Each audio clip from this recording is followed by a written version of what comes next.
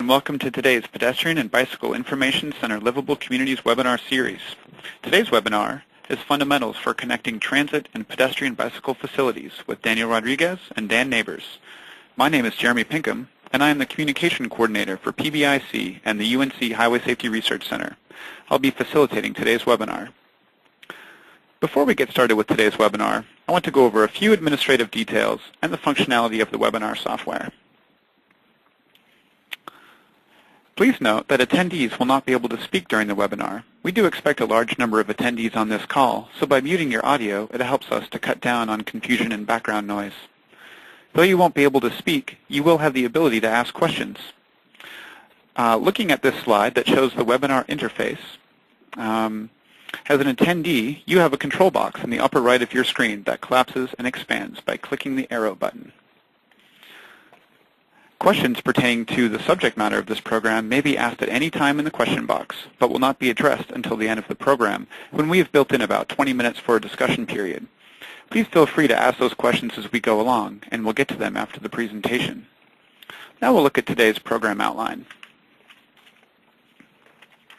Before I get started, I want to give everyone a little information about what this webinar is about. This is the first of the new Livable Communities webinar series developed by the Pedestrian and Bicycle Information Center, the National Clearinghouse of pedestrian and bicycle-related safety information and resources.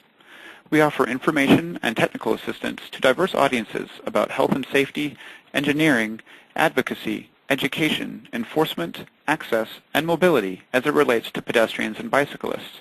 The Center and today's webinar are both made possible with funding from the U.S. Department of Transportation's Federal Highway Administration.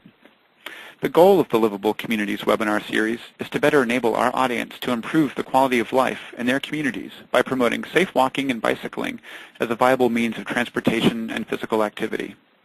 The Livable Communities webinar series will be held on a bi-monthly basis. The next webinar will be The Power of 25, Advocacy Strategies for Creating Livable Communities, presented by Peter Lagerway, Senior Transportation Planner for Tool Design Group, scheduled for Thursday, November 12th. I'll provide the registration link at the end of today's program. You will also be able to access an archived recording and transcript of this program after the live webinar. It will take about a week to get it posted to the PBIC website. In addition to these webinars, PBIC also offers 4 different in-person training courses to provide technical assistance to professionals and community members in developing pedestrian safety action plans and improving conditions for walking. These courses can be found at walkinginfo.org/training. If we are not able to get to your question at the end of the presentation, please do not hesitate to contact us. All of our web resources can be accessed at pedbicinfo.org. And you may reach me at any time at webinars@hsrc.unc.edu or by calling 919-843-4859. If you do not get all of that down, this information will be posted at the end of today's webinar. Now I'm going to turn the screen over to our first presenter, Daniel Rodriguez, who will discuss the relationship of pedestrian and bicycle facilities to transit use. While he's getting set up with his slide presentation, I'll let you know a little bit about him. Dr. Daniel Rodriguez is Associate Professor in the UNC Chapel Hill Department of City and Regional Planning and is the Director of the Carolina Transportation Program. He teaches courses in transportation policy, transit planning and strategy, and urban spatial structure. Dr. Rodriguez's research focuses on the relationship between transportation and land development. Some of his current research involves identifying and quantifying the personal and community benefits of locating affordable housing closer to workplaces and studying the physical activity consequences of residing in diverse urban environments for various populations. I'd like to welcome and thank Daniel for his presentation today. After he's done, we'll move straight on to the next speaker, Dan Neighbors, who will discuss practical research-based tools, and then we'll take questions all together at the end. Daniel, please take it from here. Good afternoon, Jeremy. Good afternoon, Dan, and good afternoon to our audience. I'm Daniel Rodriguez, and you see the title of my talk is Transit Access for Pedestrians and Bicyclists, a review and a look ahead. For today's talk, I'm in the second slide. The learning objectives are, number one, to understand the importance of good access to transit not only for agencies, but also for individuals and for society. I want to give you a peek into the emerging evidence on this area of research and hopefully motivate you to consider making access improvements to transit for pedestrians and bicyclists. Finally, I would like to feed your desire to collect data about your interventions and your improvements so that you can evaluate the outcomes and let us know about the effectiveness of your improvements for transit.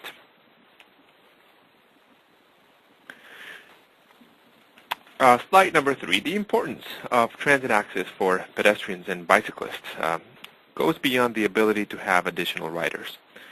Strategically, providing access to transit for pedestrians and bicyclists means expanding transit's reach into neighborhoods. This may translate into effectively giving access to residents of local streets or extending transit's reach to lower density areas beyond core corridors. In addition to enhancing their reach, ridership increases also produce related benefits of interest to policymakers, to planners, to engineers. For example, from using transit, we could reduce VMTs and related greenhouse gas emissions. We could also reduce vehicle cold starts, although these are less likely to be relevant in the future.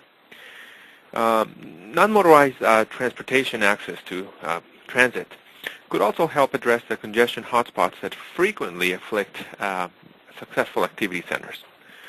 From auto-oriented suburban centers to in-city transit-oriented development areas, many of these centers, when successful, have distinct local congestion problems. And pedestrian and bicycle improvements in accessing transit at these nodes could help alleviate these congestion problems.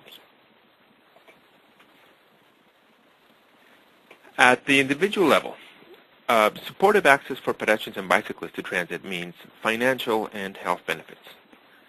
For personal benefits, a recent Brookings study suggested that the working poor who drive to work spend 8.4% of their income commuting, while those who commute via other transportation modes spend less than 5.8%. This financial impact for low-income individuals is very, very tangible, and we're talking about a pretty large gap between those that drive and those that take other transportation modes to work. Not only in terms of finances, but also in terms of physical activity, people who use public transportation, like subways or commuter rail or light rail or buses or trolley buses, for any reason, are less likely to be sedentary or obese than adults who did not use public transportation. Citing some statistics of a nationwide study, 29% of those who use transit were physically active for 30 minutes or more each day, only from walking to and from public transit stops. Similarly, transit users took 30% more steps per day and spent 8.3 more minutes walking per day than did people who relied on cars for travel. I think this merits repeating once again, because we're saying that 30% of those who use transit walk at least 30 minutes per day, and only from the need to getting to transit and walking from transit. The physical activity associated with this transit use also has big impacts on the bottom line, on finances. According to one study of obesity-related medical costs, the extra walking related to transit use is estimated at a lifetime savings of $5,500 per person. This is in $2007. If you account for decreases in quality of life related to obesity or disabilities such as diabetes, the estimates of the savings from walking to transit are likely to be higher than that $5,500 figure. So now let me, take a step back and say, well, what do we know? What do we know thus far on this relationship between the environment and transit? And unfortunately, most of what we know is about aggregate characteristics of the environment. Things like density, things like mixed uses, overall area connectivity. But we tend to know very little about detailed neighborhood characteristics. So starting with this fifth slide, I want to summarize what we know in terms of elasticities. An elasticity is simply a figure that summarizes the the percent change in an outcome, in this case, for example, transit use, given a 1% change in an input, in this case, for example, the built environment characteristics. And what I want to cover with this slide is a summary of density and its relationship to transit use. For residential density, a number of studies have shown an elasticity of 0.07, meaning that if there's an increase of 1% in residential density, transit use increases by 0.07%. Similarly, for job density, an increase of 1% in job density increases transit use by 0.03%. So the job elasticity of transit use, job density elasticity of transit use, is about half of the elasticity of residential density. So overall, these are fairly small impacts, yet quite important. Turning to the next slide, we cover the elasticity of mixing land uses. And similar elasticities are present in terms of summarizing the relationship. The figures vary between 0.1 and 0.25 depending on how the mix of land uses is being measured. Again, they suggest that a 1% increase in, say, retail floor area is related to a 0.18% increase in transit use, or a 1% increase in jobs housing balance is related to a 0.25% increase in transit use. Other studies have used composite indices that tend to measure mixed land uses in a single dimension, a single variable. Those are harder to interpret and tend to show a slightly lower effect between mixed land uses and transit use. But it just summarizes the percent change in an outcome, in this case transit use, given a 1% change in an input, in this case some built environment characteristics. So I have a table up here that suggests that for residential density, a review of a number of studies suggests that an increase of 1% in density is related to about a 0.07% increase in transit use. The effect of job density relative to residential density on transit use is a little bit less than half. 1% increase in transit in job density is related to a 0.03% increase in transit use. In the next slide, I summarize the relationships between the mixing of land uses and transit use. I show a table that has 3 different measures of land use mix: the retail floor area, jobs housing balances, and composite indices. These are indexes that summarize in a single number the degree of land use mixing that might exist in a neighborhood or in the vicinity of a transit stop. And the evidence suggests that the elasticity is between 0.1 and 0.25, depending on what is being measured. Again, meaning that a 1% increase in retail floor area, for example, or in job housing balance is related to 0.18% increase or 0.25 increase percent in transit use, respectively.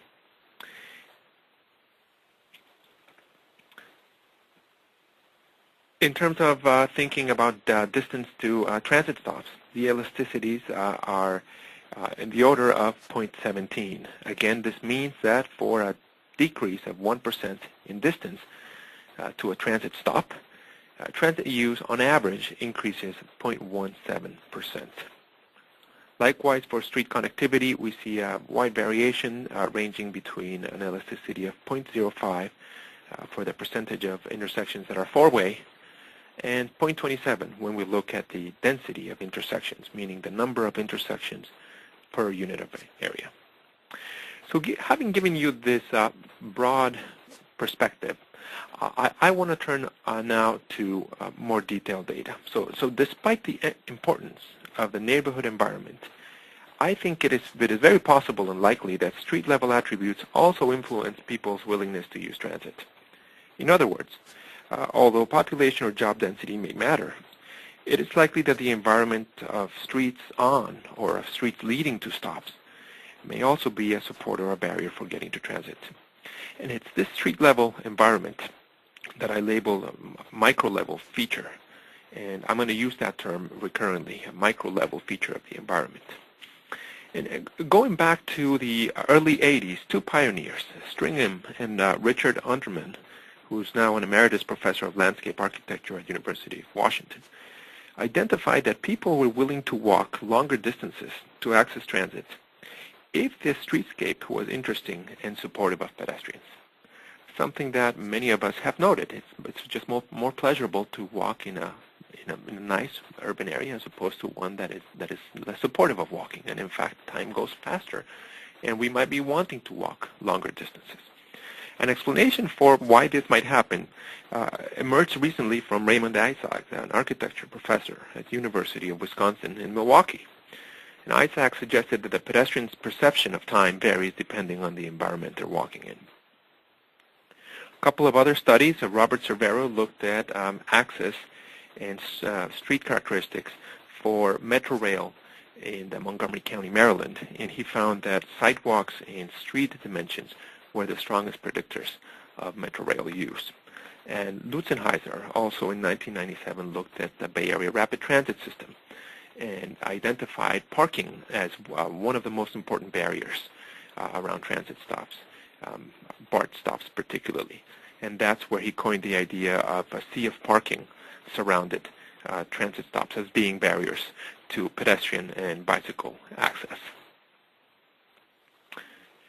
So in this following slide, I present a conceptual framework.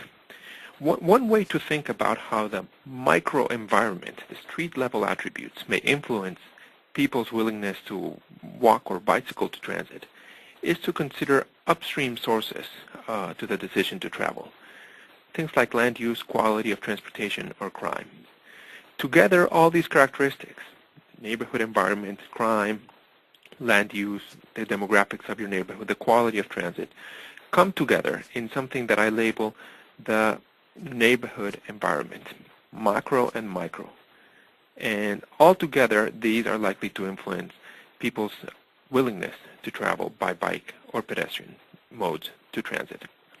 And we all know that a picture says 1,000 words. So in the next few slides, I'm going to describe and present some pictures of what we think are some not very supportive built environments around transit stops, particularly for pedestrian and for bicycle access. So in this slide, I show a picture of a bus stop sign next to a 4-lane road with a grocery shopping cart overturned next to it. You see no landing, you see certainly no shelter, and you see no sidewalks leading to the stop. In the next slide, you even see a more desolate environment with a red circle highlighting where the stop is. The stop is located next to a ditch. Again, no sidewalk, no landing. And in this case, there's road construction next to the stop, creating a lot of mud and further limiting the access of this stop to individuals. And this third photograph shows a picture of a pedestrian at a stop standing on a concrete landing, but surrounded by a chain link fence that's about, I'd say, 8 feet high. Not a very welcoming environment. But by contrast, we tend to think about a supportive environment as this extra picture that's going to appear that has shelter that is wide, it's visible, it has bollards, it has a wide sidewalk, it has plantings. So moving on to the next slide, I'm going to give you some examples of those micro-level features that I think might be important. We can categorize micro-level environmental features for transit access as those that get us to the stop and those that are stop-specific.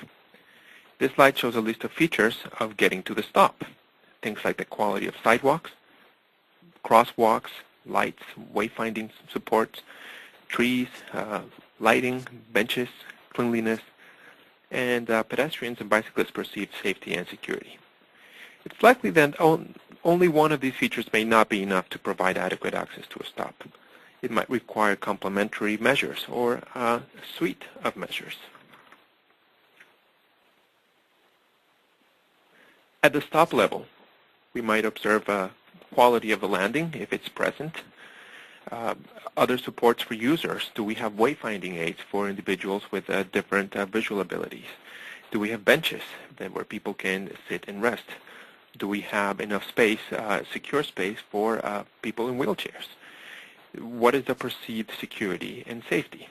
Are individuals inside the shelter observable from the outside, and vice versa? Can the individuals in the shelter observe those that are walking past by or the vehicles that are driving by? This is kind of a Jane Jacobs argument of being able to observe and have eyes on the street in both directions. The lighting, the cleanliness, and the compliance with existing regulations is also important. In this next set of slides that I have taken from Urban Advantage, they visually summarize how enhancements to the pedestrian environment and the neighborhood environment can support transit access for pedestrians and bicyclists. I believe this is for the city of San Jose, California. And what I show here is a scenario where you begin with a picture of a fairly normal light rail transit system, flanked by 3 lanes of traffic on each side, in low-density, fairly out-oriented development. And I'm going to take you through a progression of pictures and simulations that add features that we think are important, the features that I just mentioned. So in this case, I'm going to be adding sidewalks, some trees and some lighting, and a mid-street crosswalk, mostly to the right-hand side of the scene. Probably that crosswalk should have had a pedestrian light. Now, if we keep building our environment, if you will, I'm going to now tinker with urban development by adding residential and office developments, buildings, at fairly high densities, at what I would call urban center densities.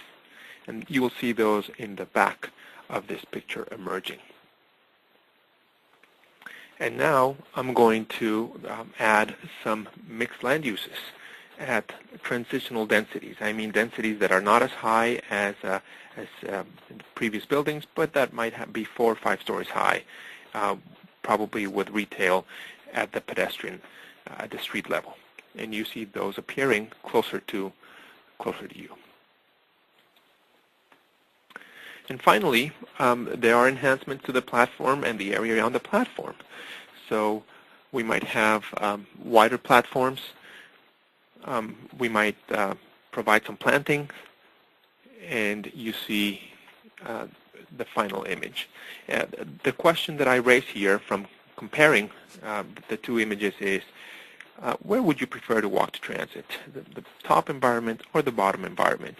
And I think that most of us would say that the bottom environment is much more conducive to pedestrian and bicyclist access to transit.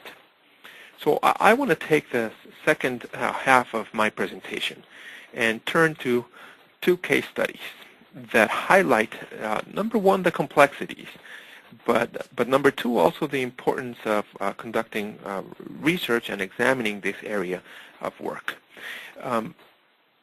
The first case study is adapted from a talk that my co-authors and I gave at the Transportation Research Board meeting last year. And the focus of the study is on examining the environmental determinants of bicycling to rail stations in Chicago. I want to acknowledge the Chicago Transit Authority and the Chicago Department of Transportation's bicycle program, who allowed the main author of this study, Michael Schwartz, to collect the data for the paper as part of his internship in the summer of 2006. The context for this study is many of you might be aware of very successful initiatives of bicycle access to transit, high ridership and popular among a subgroup of users, but relatively understudied. And so we wanted to examine who was using it. Was the supply of bicycle parking at stops responsible for an increase in demand? And what were the factors that actually helped cyclists get to the stops in addition to the extra parking that was being supplied for? The context for this study is that the CTA, the Chicago Transit Authority, has started to expand bicycle parking at stations, all of them undercover, or most of them undercover. Most of the parking spots are in view of attendants, but only some of the facilities are located after the paid turnstile. This parking program is part of a much larger program which included the installation of bike racks in all 2,000 plus buses and the policy changes to allow bikes and trains except during the main peak hours. There are also plans to implement high-capacity parking at 4 L stations, adding almost 380 plus spaces. So our question in the following slide was, what characteristics are associating with cycling to an L station? Is it elements of the built environment like bicycle lanes or density or mixed land uses? Or is it characteristics of the neighborhood like income? Or are we talking about the influence of transit service? Like if you have more bus feeders, do you have more or less bicycle commuters accessing the L? So what do we do in this case? The CTA performed counts of indoor bicycle parking at the L stations during weekdays from 2002 to 2006 in the summers, with the exception of the year 2004. So we have 4 years of data. Each station was counted once per summer, and that in itself became our dependent variable. We wanted to see, number one, how many spaces were provided, and number two, how many of those spaces were being used. That allowed us to identify the demand and the percentage occupancy for each station. We used GIS tools to create a 1 mile circle around each station, and then we created a number of input variables that range from demographic characteristics to roads, bicycle lanes, crime, and whether the station is a terminus or not.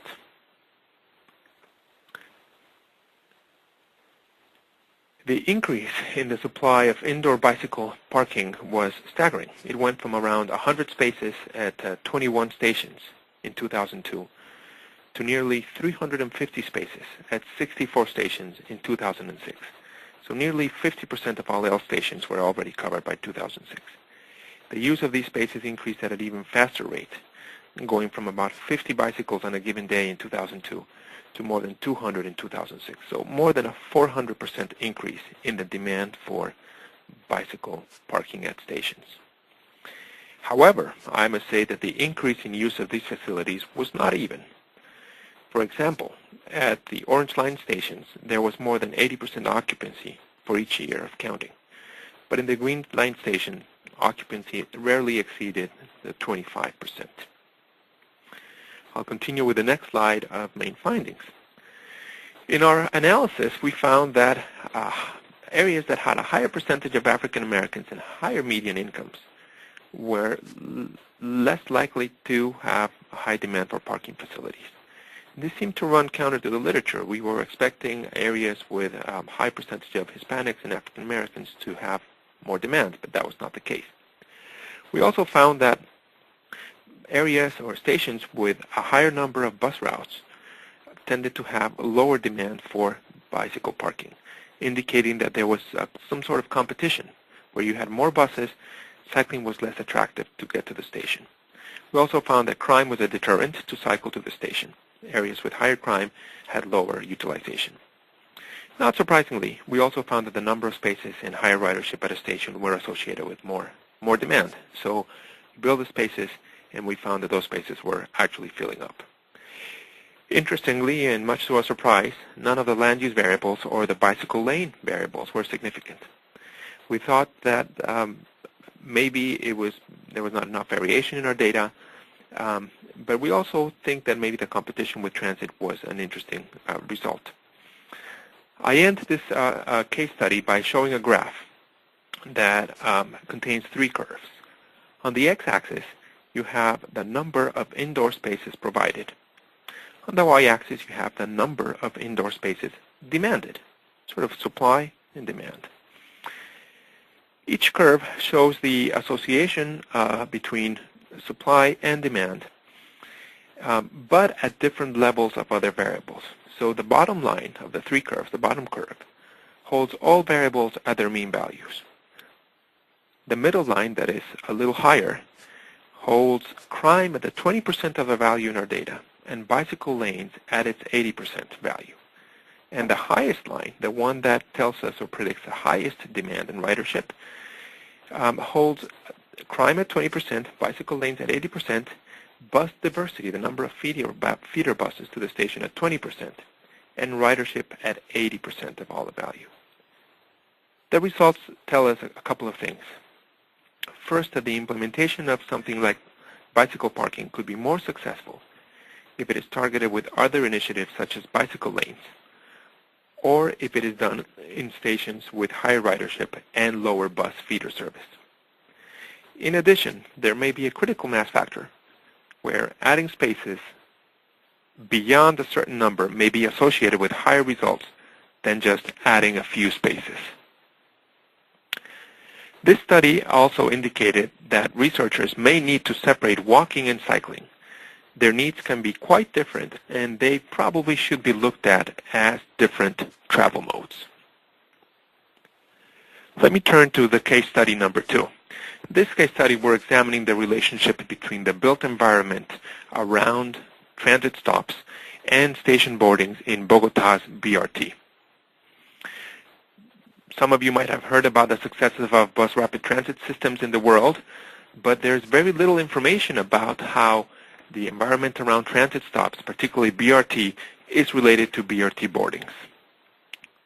The context of the study was the city of Bogota, where we examined 71 of 79 BRT stations. For each station, we walked 3 to 5 segments within a 250-meter circle. So we're talking about 500 to 600 feet, 700 feet around each station. And we rated the environment using a checklist. These were trained staff members. In the end, we had 338 segments with complete data. The audit that we used had different dimensions, and I want to bring your attention to a few of those. First, of course, is we wanted to look at boardings. And so the BRT company in Bogota gave us information on boardings for a couple of years. But we collected information on station characteristics, like whether this is terminus or how many feeder routes do you have, the size of the station, which we classified between 1 and 5. We also looked at the physical attributes of the station, some of the elements that I mentioned before: sidewalk width, sidewalk quality, sidewalk continuity. Is there a buffer between the sidewalk on the street? We looked at perceived characteristics. How did our auditors perceive safety and cleanliness? And we looked at neighborhood attributes, some of the broader characteristics like income, unemployment, road intersections, job density, residential density. Without dwelling on the results, I want to tell you how we went about this analysis. We first took all that data, which is very detailed, and reduced it to 4 main factors that were barriers to car use, what we called low safety or high insecurity, connectivity, and socioeconomic and built environment walking supports. But it's also possible that station boardings affect how much transit supply gets provided. So in our framework, we also accounted for that reciprocal relationship between boardings or transit demand and supply. And we looked at other factors that affected transit supply, like the density around the stops, the feeders to the bus system, and other modal choices. I want to focus our results on those 4 factors that were of interest to us.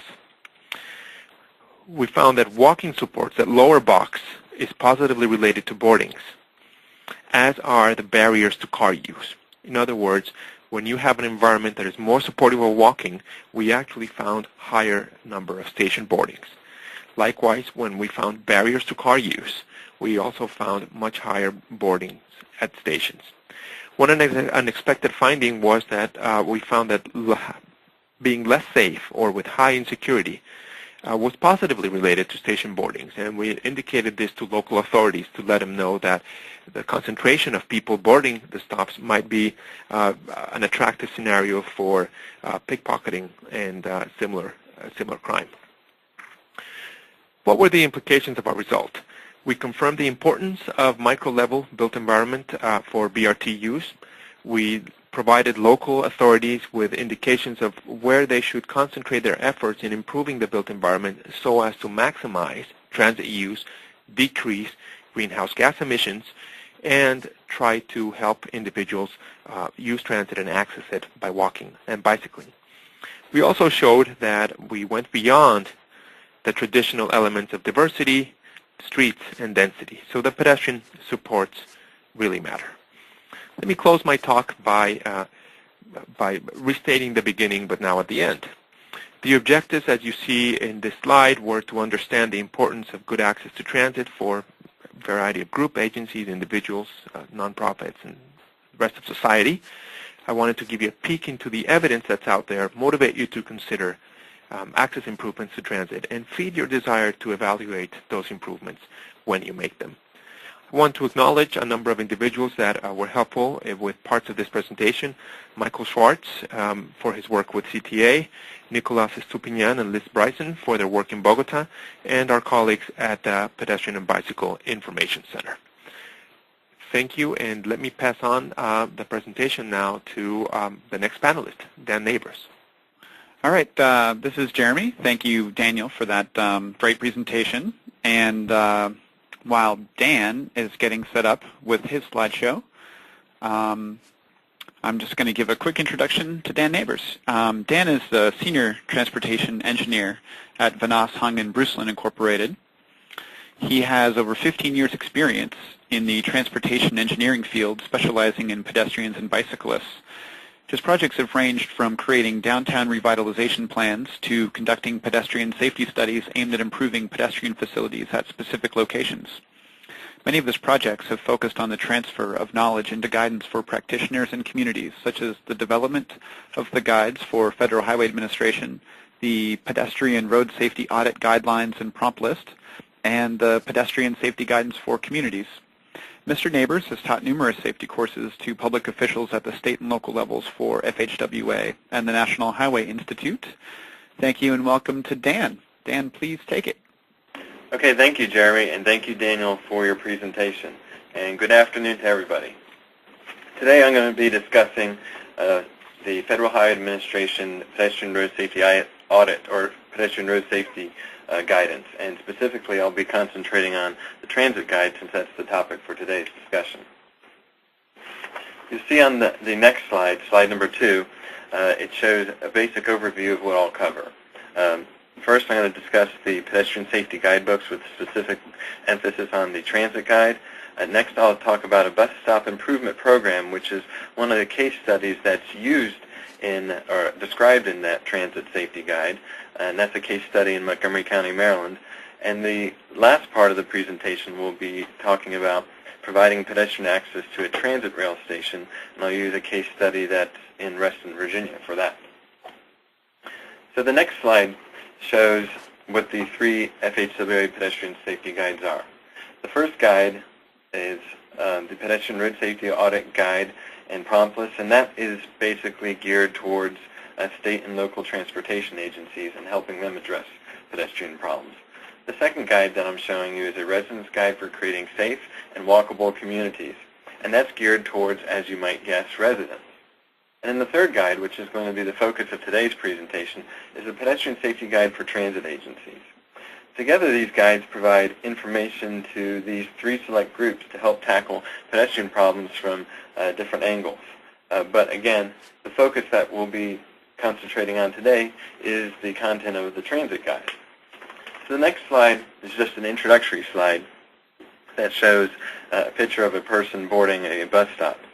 And basically, one of the things that I want to emphasize on this is that the focus of the transit guide is really access to bus stops, but there are some cases where we do talk about access to rail stations. But bus stops and access to bus stops really constitutes a pretty significant problem, because that's really basically where you're having most of your issues with connecting pedestrians to sidewalks and crossings and things of that nature.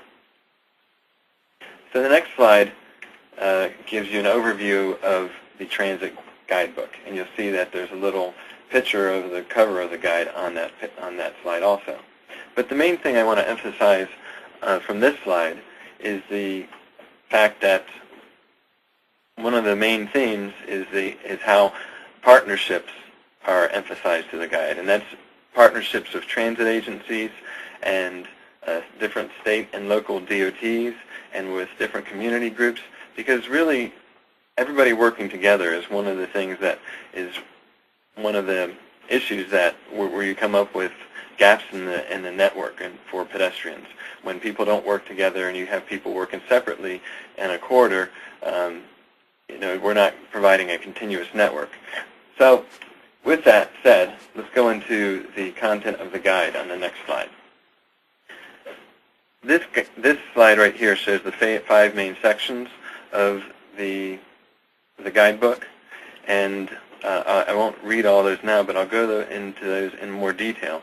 The one thing I really want to emphasize on this slide is in the lower right-hand corner, you'll see an image that shows the cover of a few different state and local transit agency guidebooks. And what I want to really point out here is that the guidebook that we're discussing today contains case studies that illustrate how the tools that are described in each of these sections are applied by different transit agencies. So that's a big benefit of this guidebook, is just that kind of real-world practical information that's provided here. So the first section on the next slide describes tools for identifying pedestrian safety and access issues. And you'll see that the picture on this slide shows a person pushing a stroller trying to mount a curb to reach a landing pad for a transit stop, for a bus stop, and that there's no accessible ramp to that landing pad. So that's just kind of typical of some of the problems that you see out there for accessing transit. So the first point is bus stop assessments, and that's one of the tools that is described in the guidebook. Some of the tools, or bus stop assessment tools, one of them are bus stop checklists, and those are commonly used to inventory bus stops and roadway characteristics in the immediate area surrounding a stop. They're used by transit agencies, or they could be used by different residents, or even departments of transportation. There's really no limit to their use. And some of the things that are checked through these bus stop assessments are the sidewalk presence and condition, the roadway crossing treatments near a bus stop, readability of the bus stop signs, obstructions, shelter seating, and things of that nature. Now what's appearing on the screen right now is just a sample bus stop checklist list. And this is one that was taken from the Easter Seals Project Action Toolkit for the assessment of bus stop accessibility and safety. And this is one of the several examples that's provided in the guide, but this is a really good example of what type of information that is collected through bus stop assessments. Another type of bus stop assessment that can be conducted is what is known as a road safety audit. And there's different things or different materials that can help a road safety audit team assess the safety of a transit stop. And just let me give you a definition of a road safety audit for those of you who don't know. But a road safety audit is a formal safety examination of an existing or future roadway that is conducted by an independent multidisciplinary team. And that multidisciplinary team aspect means that you could have transit people, pedestrian experts, you could have law enforcement, you could have highway design engineers. So you could have, by having a multidisciplinary team, you're able to look at the problem from different aspects to hopefully come at a better definition of the issue, which will help have a better solution. So what you see right now appearing on the screen is a table, which is basically a prompt list that a road safety audit team could use to help assess the safety of a transit stop. And you'll see it contains features such as the presence and design and placement of the bus stop, the quality and condition of the bus stop, lighting, visibility, traffic characteristics, and sign and pavement markings in the vicinity of the bus stop. One more item that I want to talk about in terms of using bus stop assessments is a pedestrian or bicycle catchment area facility inventory. And basically, that's something that's used by transit agencies very often to help assess the accessibility on a wider scale of either bus stops or accessing rail transit too.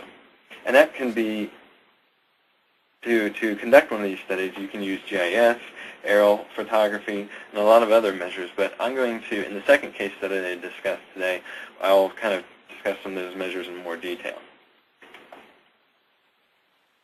There's also pedestrian observation and questionnaires that can be taken advantage of that really help the transit agency define what the issues are and define routes that pedestrians could be taking to reach stops. Those are also important and discussed in the guide. And then the final bullet there is pedestrian crash data and analysis, where the transit agency can work with the DOT and police to address issues that are identified through pedestrian crashes. And one of the things that I want to caution people on, and this is described in the guide, is that unfortunately pedestrian crashes aren't necessarily always documented that well. So one of the cautions is that a lot of them will go unreported. So you might have a problem where you're not seeing reported crashes.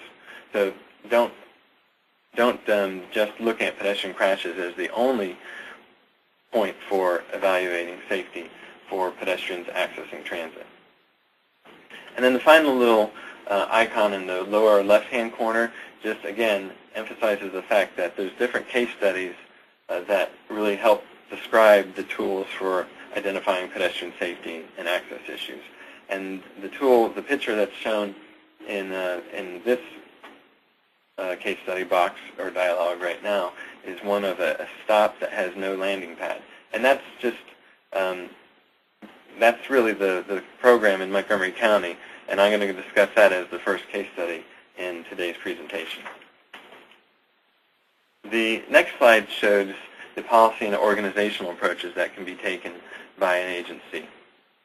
The first I'm going to describe as taking internal action, where you can have organizational improvements such as establishing a pedestrian or a bus stop coordinator position within an agency to work with state and local departments and different communities who identify access to bus stop issues.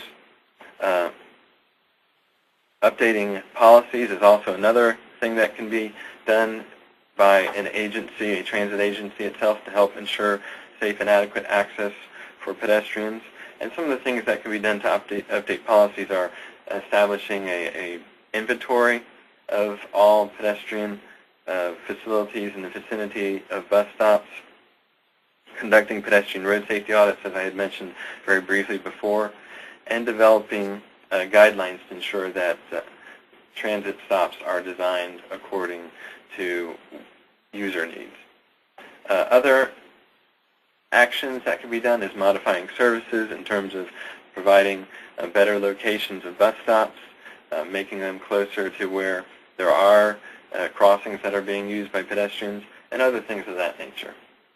The second bullet there shows developing partnerships. And again, I just really want to emphasize that that is one of the main things that was discussed in this guidebook as a key, something that could have a really big benefit, because what we were seeing is a lot of the problems that where people were having problems accessing transit stops, where there was not much communication between the transit agency and the state and local agency.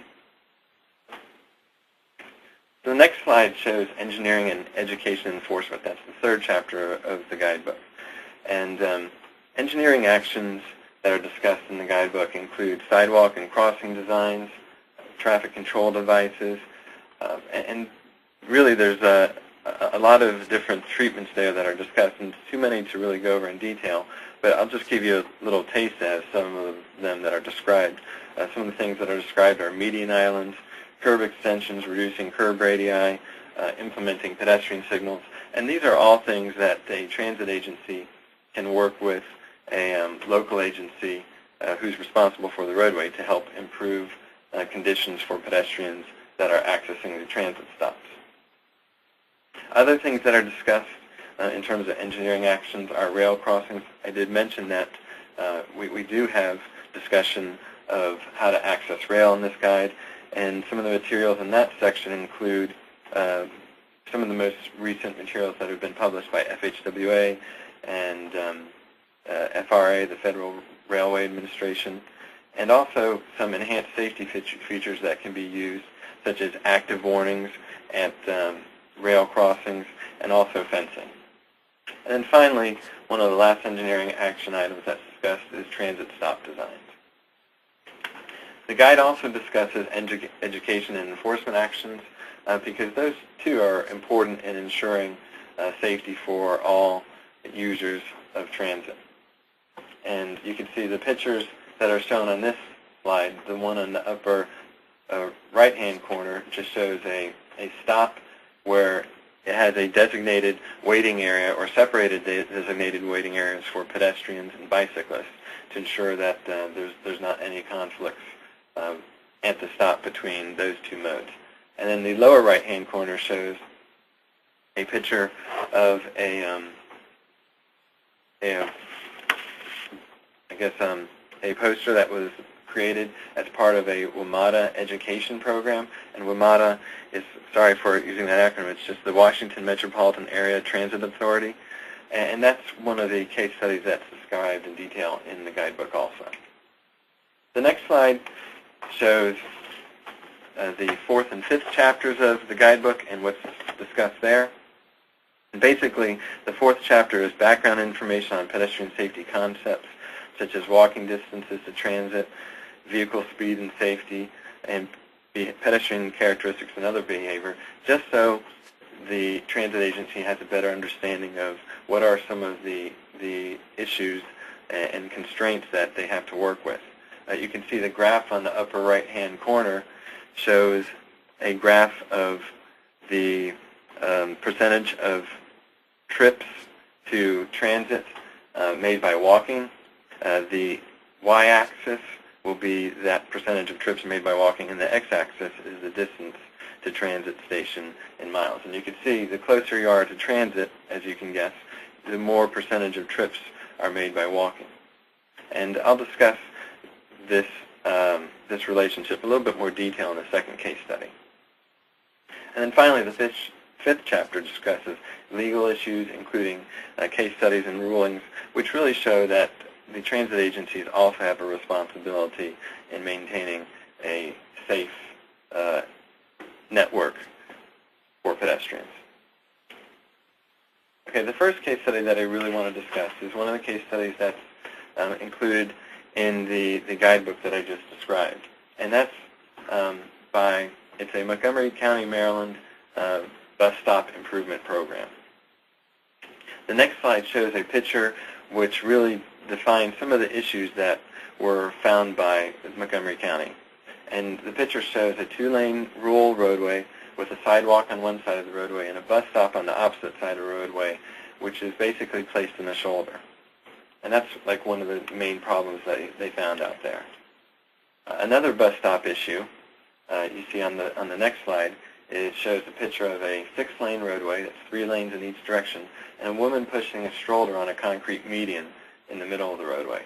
And that was something too that was very typical, in that there were just really no good paths to some of the bus stops that they had. The next slide shows another typical issue that they found that they had, and that was, the picture shows, again, it's a 6-lane roadway, and it shows passengers getting off a bus and crossing mid-block to get to the other side. So some of the bus stops were not placed in good locations where there was really no nearby crossing for pedestrians. So those were kind of some of the 3 main issues that really initiated the study. So as part of the study that Montgomery County conducted, they inventoried different types of information to get a better sense as to what were the characteristics that needed to be improved around bus stops. Now, some of the information that was collected was location, and that was a description of the location, such as area type, what type of roadway, things of that nature. Pedestrian access was also surveyed, and that's were there nearby crossings or other connections to access the bus stops. The third piece of information surveyed was signage information, like what were the signs that were used to really indicate to all users that a bus stop was in the area. There was also safety and security of the bus stop as inventoried, as well as amenities of bus stops.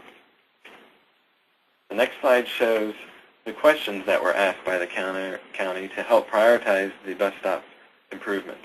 And these questions are: can passengers wait at the stop without being in danger? Are stops reasonably close to a safe street crossing location? Can or should the street crossing location be improved?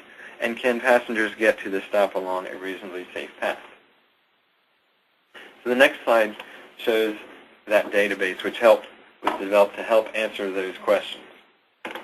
And the picture on this slide basically is a screen capture of the database that was developed.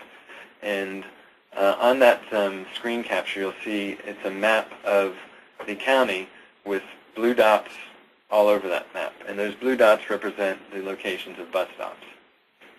Now, when I advance to the next screen capture, what that illustrates is just that they took some of those, the county took some of those different data sets or those data fields that I described to help show where they had the worst issues in terms of pedestrian access to bus stops. And what is appearing right now is when they queried some of those key variables, they're able to come up with bus stop locations that needed the improvement probably the most.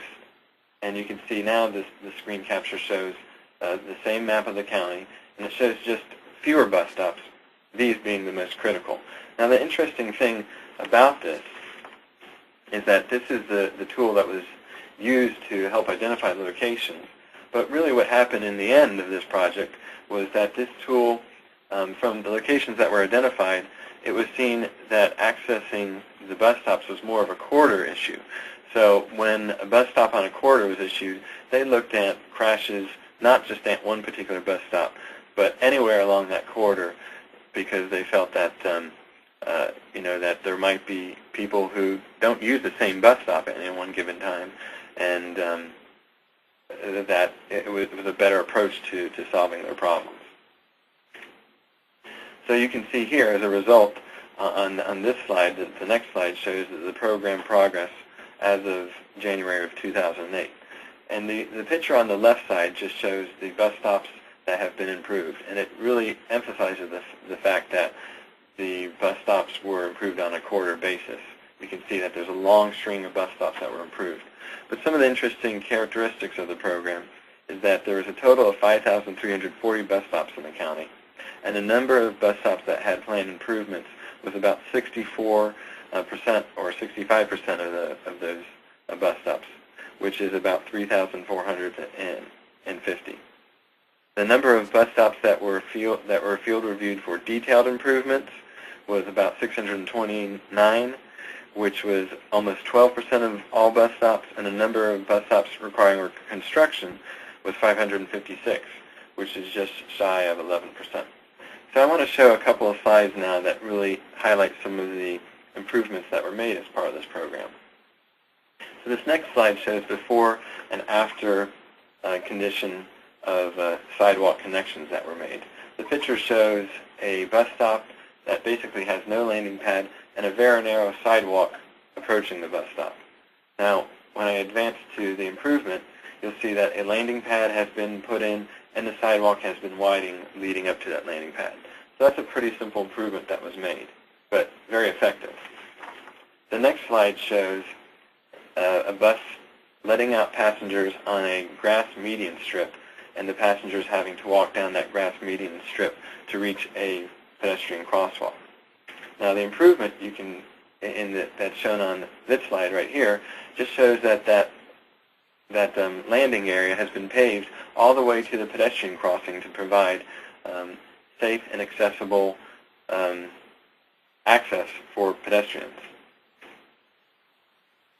The next slide shows a person in a wheelchair that's not able to access a bus stop landing pad with a shelter, and that's because there's no curb ramp leading up to that bus shelter. And the improvement on the next slide that the county did was to put in an accessible ramp to that bus shelter. The next improvement that is shown on the screen shows another bus stop that's placed in a median strip, and there's no landing pad in this case. And then the following slide shows that there's a landing pad and a accessible ramp that has been placed to the bus stop. And another item, another feature that was used very effectively throughout the county was, you'll see this it's like a little knee wall. It almost looks like a bench. And that's what it's being used for pedestrians. They're using that as a bench to help provide a safe and comfortable waiting area. That was another neat feature. And you'll see that the bench is made out of stone so that it really deters people from putting graffiti on it. The next slide shows one of the issues that I wanted to describe in terms of the problem with locating bus stops far away from pedestrian crossings. And the picture shows an aerial photograph where there's a blue dot on either side of the roadway, and the blue dots are just the locations of bus stops. And those locations of bus stops, you can see there's no pedestrian crossing nearby. So the next slide shows that a crossing has been put in with a pedestrian median island so that pedestrians can get across. And the following slide illustrates a design plan of that, and also a photograph of that final design in its final state. And this is just another view of that crossing. And the real benefit of crossings such as this is it's not only used by people accessing transit, but it can be used by any pedestrian that needs to cross the roadway. So the keys to the success of this project were to, one, use a field design, that is to go out into the field, bring different people with different disciplines out there to assess what the problem is and to come up with a solution. And that also ties into that second bullet, which is that team approach. Another key to success is combining projects that are identified for improving bus stops with other projects on the roadways, or doing projects on a corridor-wide basis so that you're not just solving one problem at a time, but you're mobilizing a team to fix several bus stops on the roadway. Building attractive features so that pedestrians feel comfortable at the bus stops, and making tangible safety improvements in real time.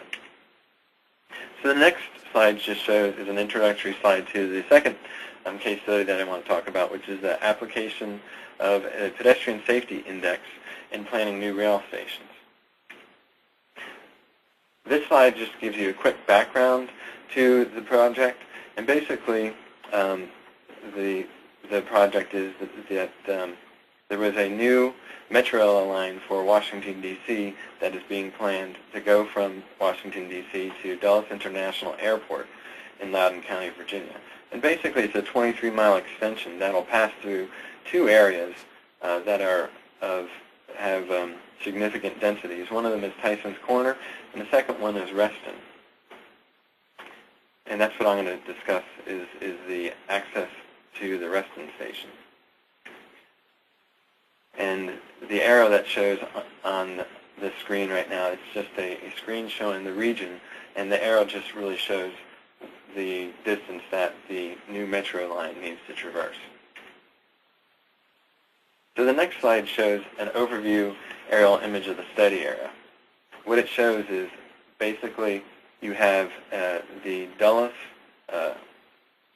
access road going kind of east-west to the middle of the screen, and you'll see that there's little red dots in the middle of the screen on either side of that roadway, and that's the location of the 4 stations in Reston. 2 will be placed on Reston Parkway, and 2 will be placed on Wheelie Avenue.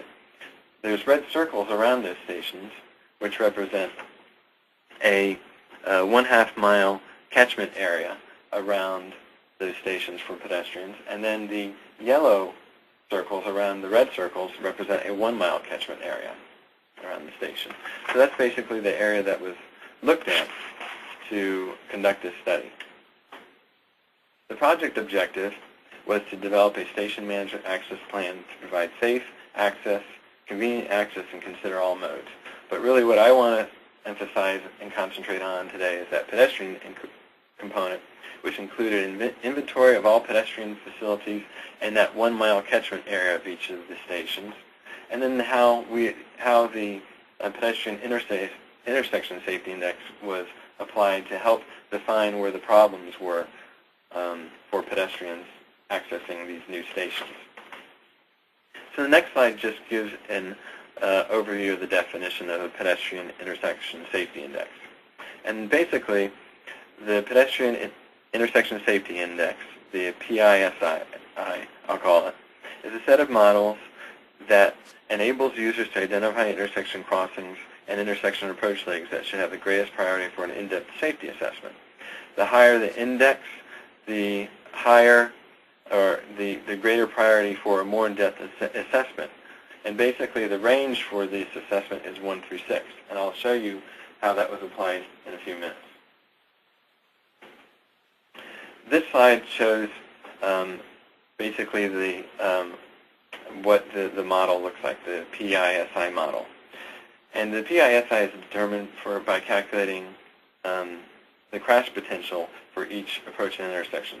The data is readily available, as you can see in this table. And the data that is needed for that is signal control, whether it's a signalized crossing or not, stop control, whether it's stopped or not, the number of through lanes that of the street that's being crossed, the speed, and it shows here in this table 85th percentile speed, but the documentation for using the model also says that you can use the posted speed limit, and that's what we used for this study.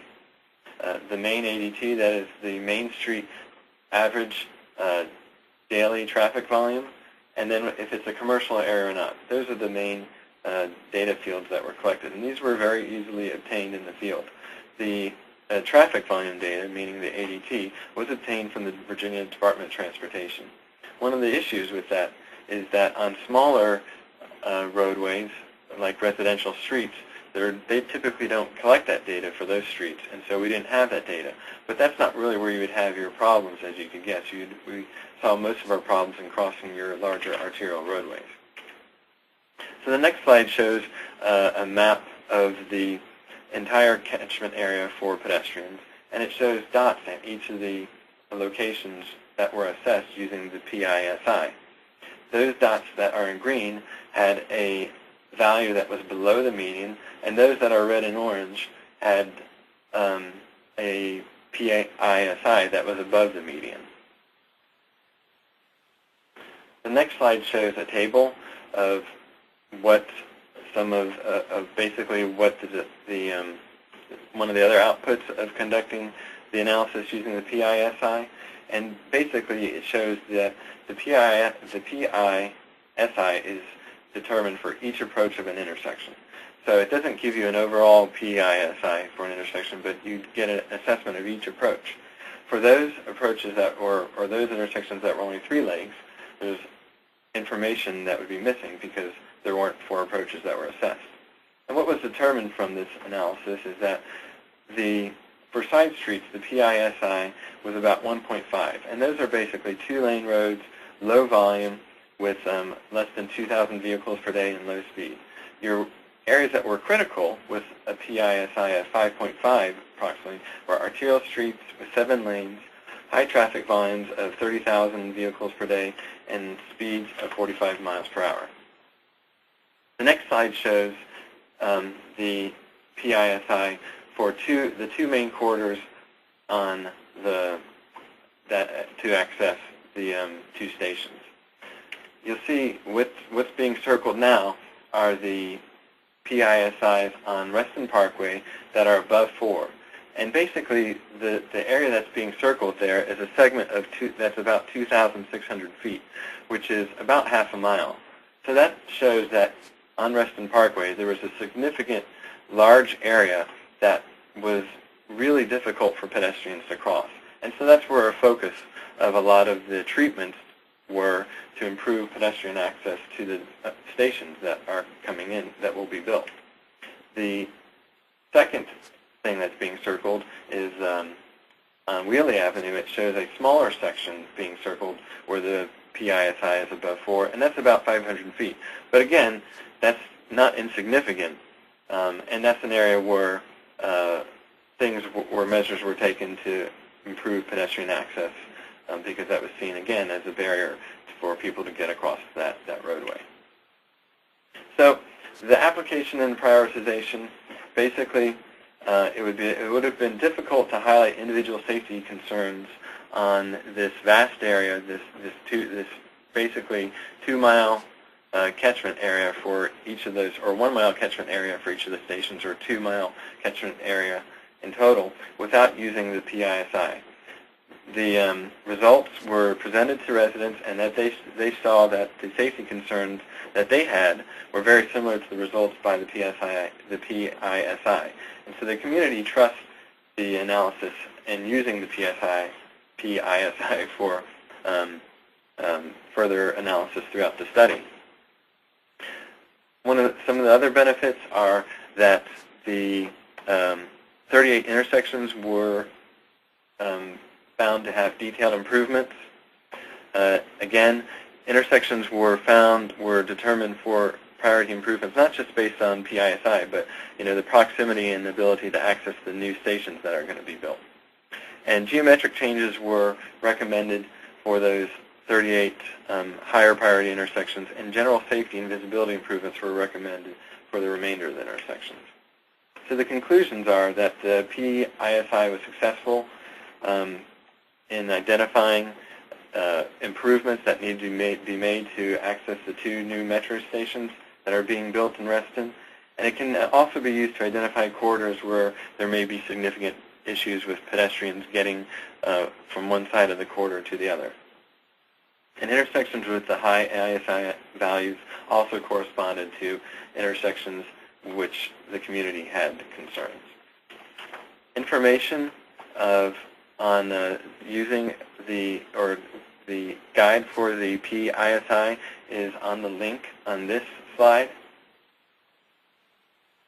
And finally, I'll just go over what we discussed on this next slide, and we discussed the resources that are available for improving pedestrian safety to the transit guide, how bus stops can be improved through the case study I mentioned in Montgomery County, and then how we can use pedestrian ISI to identify locations with pedestrian safety issues, in particular to accessing in catchment areas to accessing rail transit. If there's any questions, you can email me, and my email is dnabors@vhb.com. I would like to thank you for your attention, and at this time, I'd like to turn it over back to Jeremy. Okay, great. Thank you, Dan. And just so that everyone knows, we will be posting that transit guide to our webinars website, walkinginfo.org/webinars. And let me just pull up my last slide here. I want to thank Dan and Daniel Rodriguez from the beginning of our program. And we have about 15 minutes for questions today. So just enter your questions into the box on the screen. And if we run out of time for your question, we'll attempt to answer it and get back to you after the program. So, and right now, I'll begin with a couple of questions that we have. The first go way back to Daniel Rodriguez's talk. The question is, what are cold starts, and why will cold starts be less of an issue in the future? Yes, thank you. Thank you, Jeremy, for directing that question. Well, to provide a little bit of background here, a lot of the transportation policy to date over the past 2 decades, and maybe a decade and a half or so, has been really dominated by air quality issues. That partly explains the predominance of light rail investments, for example, relative to buses. And most of the transportation investments are justified or evaluated predominantly based on air quality improvements. Yes, travel time matters, and for transit that is the case. Travel time improvements, economic development, and land use development potential. But air quality has been a driving factor. And in providing the context at the beginning of my presentation, I was trying to suggest that even though air quality is important and should be an important criteria in evaluating transportation improvements. In this case, access to transit and transit generally provides such benefits to individuals, to families, and thus my focus on health and other behaviors, that we shouldn't lose sight of all these other benefits that together would provide sort of a critical mass to bring change and to activate individuals that have a stake in this issue. Maybe not directly, but indirectly. So to go back to the question, what is a cold start and why did I claim that it might matter less in the future? A cold start is a term that denotes when a motor vehicle, an engine, for example, for a car or a motorcycle or a bus, is turned on and it's cold. The catch here is that anywhere between 70 and 80% of all the emissions that happen in a vehicle tend to happen in the very first few minutes when the engine is cold, when it just started. So what happens then is that the engine is running very rich in gasoline, not enough oxygen gets mixed in at the very beginning. The catalytic converter is not quite at its optimal working temperature, and so lots of those emissions happen at the beginning. So decreasing cold starts is important, and to the extent that folks that are walking or bicycling to transit are not driving or are not being driven to transit, there's a benefit there in terms of air quality. I do say that they're going to decrease for at least for a couple of reasons in the future. One is that new federal requirements and standards for vehicles are tightening the performance and improving the performance of these converters and engines in general in terms of emissions. And so they are expected to decrease as the fleet gets renewed and the older vehicles retire or get scrapped and newer vehicles enter into the fleet. And I also expect technological improvements, some related to new standards, some unrelated to new standards, that will also deal with this issue of cold starts. So in a nutshell, that's what it is. Okay, thank you, Daniel. Next couple of questions we have I'm going to direct toward Dan Neighbors. These ones go well together. Dan, do you know how Maryland funded their bus stop improvements, and what are the total costs of improvements for Montgomery County bus stop case study? That's a good question. Thanks, Jeremy, for directing that towards me. Basically, they did an assessment to look at some of the problems and really determine that fixing some of the bus stops might really go a long way towards improving a lot of the issues that they're having. So they really got political support and political funding for this program. Basically, it was I think it was 45 years, this program, and it was $11 million to improve the bus stops. But like I said, what they really did is they noticed that they had a problem throughout the county, and they thought by addressing a lot of the bus stop issues, since there was such high ridership, that might be one way to help address the pedestrian problem. So there was real political support behind that. They also have other mechanisms for improving pedestrian safety, or they do have some other funding techniques. Some of them are creative, and one of them is they have a red light running program, which is helping fund pedestrian improvements also. So anybody that's caught, excuse me, I didn't mean red light running, a speed camera program. So anybody caught speeding through the speed camera program, the fines and the penalties assessed from that go to help improve pedestrian safety. So those are like two methods that help fund that program. Does that answer the question, Jeremy? Yeah, actually, we have another sort of question that also gets to this that could be directed to both of you. The question follows a little bit up on what you were just talking about. How have some of the improvements discussed in the two presentations been funded? Have federal funds been used? If so, how did that happen? And the last bit about that, how were MPO boards convinced that pedestrian access to transit was an important enough issue to take seriously and provide funding for? Maybe, Dan, if you want to keep talking about that. Okay. Yeah, funding is something that is always a concern. And, you know, specifically talking about the Montgomery County project, I think that covers a lot of what they were able to do in terms of finding funding. But there's other partnerships that can be developed. to really help ensure that there's facilities that are being built, and some of that is partnerships through redevelopment of areas where the developer is responsible for not just improving their site, but any area that would potentially be accessing the site. And that's something that's been very, very beneficial through partnerships too. Some of the other funding mechanisms are, if there is a documented crash problem, there's the Highway Safety Improvement Program process, which has will help funding problems. And with pedestrian issues, that typically can be effective because, unfortunately, when you do have pedestrian crashes, they tend to be severe, and the more severe crashes will have a higher benefit-cost ratio, if you will, for lack of a better word, so that they would fit into the Highway Safety Improvement Program funding.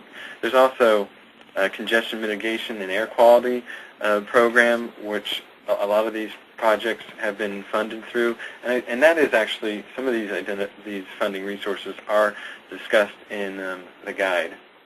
Now, the costs for doing improvements on an individual intersection or an individual stop vary pretty greatly.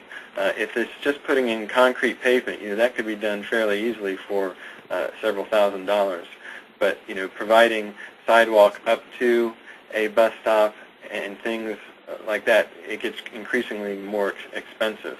And that's why with the Montgomery County program and other programs that we see throughout the country, they kind of prioritize those based off of sometimes where they're seeing crashes, but also where they're seeing the most activity, where there's the most potential for crash. So there's a lot of mechanisms that can be used out there, and I don't know if we have enough time to get into all of them. But again, one of the considerations, I think, is to weigh what the potential for a crash is versus with what is the likelihood or ease that you can make an improvement. Does that start to answer that question? Yeah. Yes, thank you, Dan. Now, I guess I'll turn attention back to Daniel, and we have a question about your research. What connectivity measures were used in your research?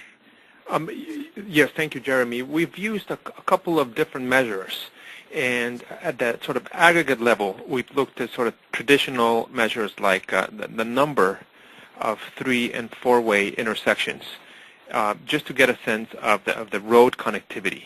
I believe for pedestrians, we really would like to move away from that. And in the BRT study that I presented, for example, we use the audits, the street-level inventories, if you will, to examine the sidewalk connections. For each segment, we looked at whether the sidewalk, number one, was obstructed or interrupted, i.e. disconnected, and whether when you move to a different segment, because there was a street, for example, a street crossing, whether it continued or whether it ended abruptly. So from that perspective, we were looking at connectivity at a very disaggregate level, and that's the measure that we used in that case, and I think it's a measure that is more consistent with how pedestrians perceive the environment and how it influences their behavior. Okay. Daniel, sort of more about the BRT study. I have a question here. How do you accommodate bike capacity issues on BRT or light rail vehicles? Wow, that's a hard question. My experience with BRT is that, as you might imagine, bus rapid transit is really a wide spectrum of potential service types, some that operate at an even higher level of service than most LRTs, more like a subway, some that are closer to a regular bus system with some improvements. I think if you're closer to the bus side of BRT, if you will, the regular bus, you will see front racks as being used as the only way of adapting, I think, bicycle on BRT. As you move away from buses and towards a much more high-capacity mode, I don't know of any system that really operates with bikes on BRT, partly because the front racks, when you have a high-capacity system with high frequency, are going to introduce delays, passenger delays, in terms of the time the vehicle is stopped, that might really throw off a system that is sort of tightly operated. Having said that, Bogota in itself does have an active program of bicycle storage at stops. So rather than having you carry the bicycle on the vehicle, it's similar to the CTA case study in many ways.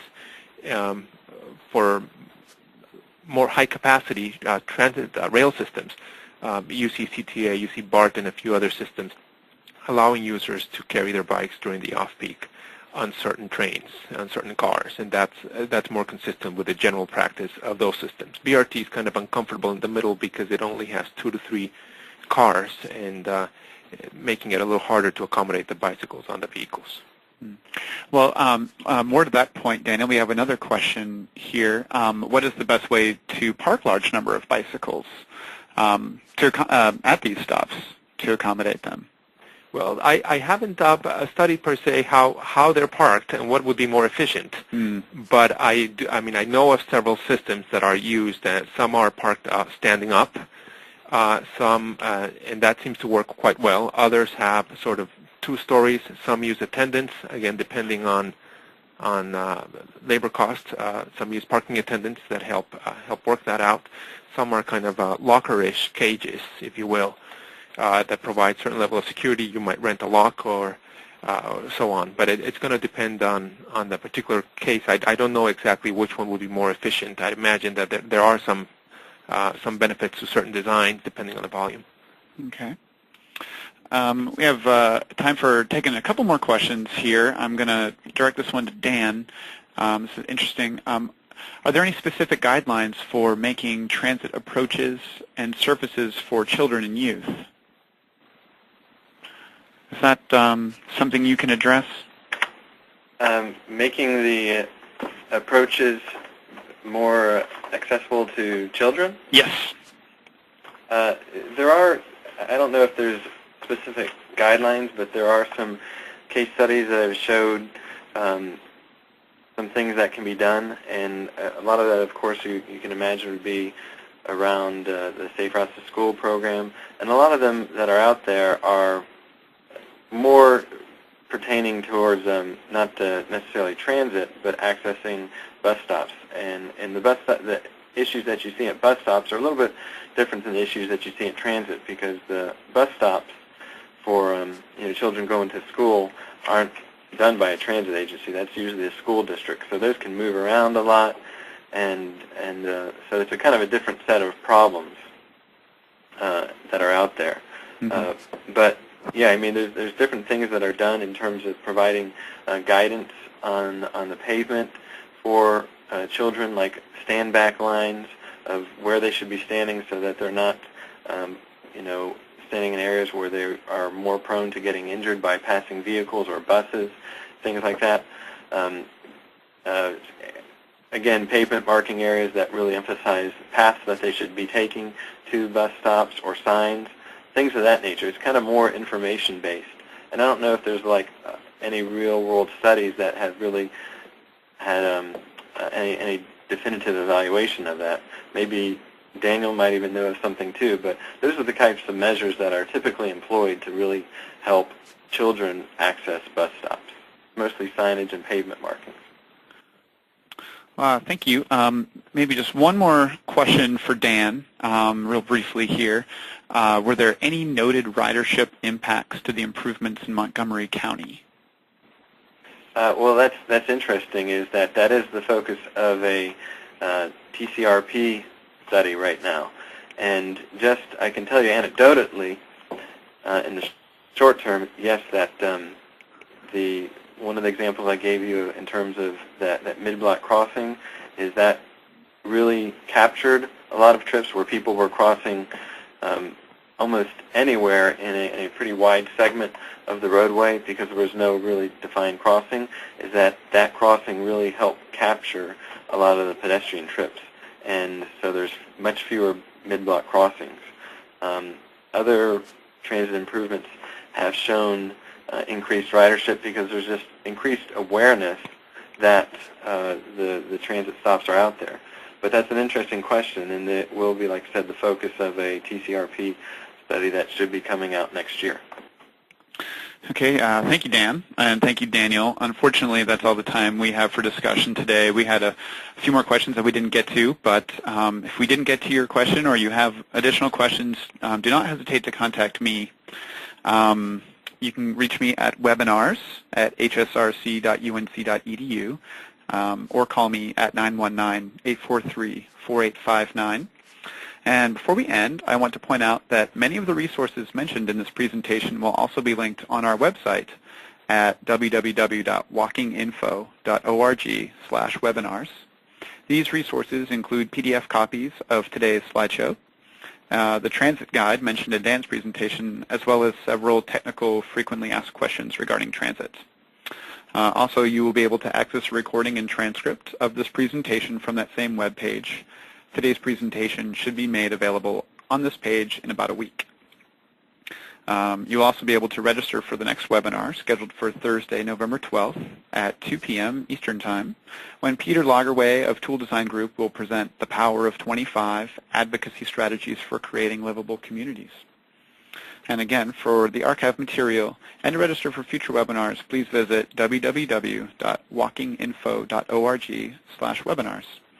I'd like to thank our speakers today, Daniel Rodriguez and Dan Neighbors, and thanks to all of you for attending the first PBIC Livable Communities webinar. Thank you and have a good day. Okay, thank you. Thank you, Jeremy. Thank you, Jeremy. Thanks, Daniel.